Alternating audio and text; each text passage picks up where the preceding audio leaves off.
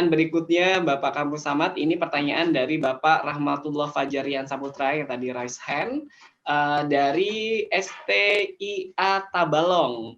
Nah, Bapak Kamru Samad, menurut Bapak, apakah kita harus memulai berwirausaha di tahap resesi ini, atau nanti karena daya beli dari masyarakat berkurang yang memungkinkan kita mengalami kerugian jika daya beli dari masyarakat itu sendiri sangat rendah? Pak Kamru Samad, silakan Bapak. Iya, jadi menjadi seorang entrepreneur tidak harus menunda waktu. Itu yang penting dulu. Nah, disinilah pentingnya leadership, memutuskan.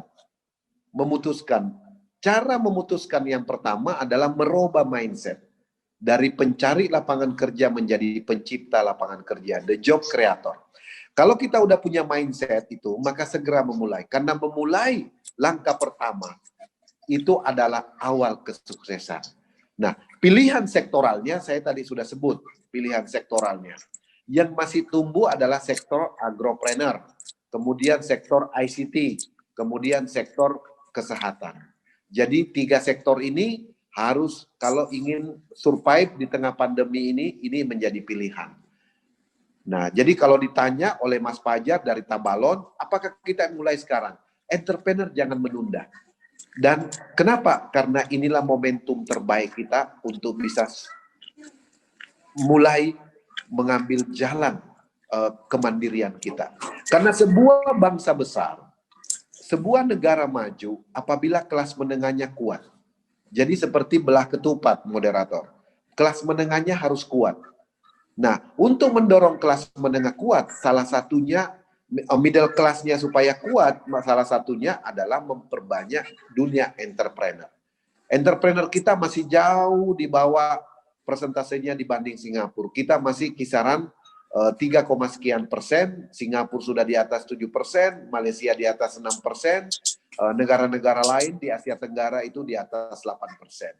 Nah, kalau kita ingin tumbuh menjadi negara maju, maka middle class kita harus kita perkuat. Dan salah satu pilar utamanya adalah menjadi entrepreneur. Ini juga jawaban buat moderator untuk menjawab bonus demografi kita di 2010, 2030. Bonus demografi kita di mana angkatan usia kerja kita akan jauh lebih banyak dibanding ketersediaan lapangan pekerjaan. Karena angkatan usia kerja lebih banyak daripada ketersediaan lapangan kerja, supaya tidak menjadi beban di suatu saat, beban masyarakat dan beban negara, maka entrepreneur adalah jawabannya. Mas Fajar di Tabalon, kalau ini yang kita lakukan, maka kita sudah berkontribusi untuk mempercepat menjadikan Indonesia sebagai negara maju. Demikian moderator, terima kasih banyak. Saya kira dari saya sudah cukup. Barangkali demikian saya kembalikan kepada moderator.